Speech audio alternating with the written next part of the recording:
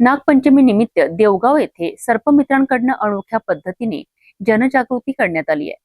साप दिसला तर घाबरू नका आणि त्याला मारू नका असा संदेश देत सर्पमित्रांनी नागरिकांना सापांचे पर्यावरणातील महत्त्व समजावून सांगितले।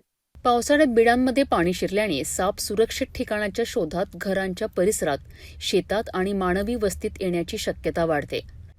याच पार्श्वभूमीवर नागपंचमीनिमित्त MH29 helping hand wild adventure and nature club यवतमाळच्या सर्पमित्रांनी देवगावातील विविध भाग आणि प्रमुख मार्गांवर फिरून नागरिकांमध्ये जनजागृती केली आहे।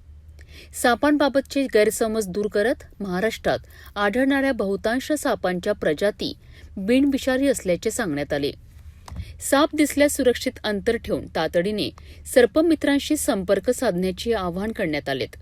तसेच सर्पदंश झाल्यास अंधश्रद्धा किंवा घरगुती उपचार न करता, वेळ न दडवता रुग्णालयात घेऊन जाण्याचा महत्त्वपूर्ण संदेश देण्यात आला। या उपक्रमात संस्थापक निलेश मेश्राम, अध्यक्ष अक्षय रुपवणे यांच्यासह अनिकेत राजपूत, गौरव रुपवणे, सुधीर सिंग मोरे, मोहित देवगे, प्रशांत बनरकर, फारुख शेख, प्रशांत इंगोले आणि महेश मलवार सहभागी झालेत।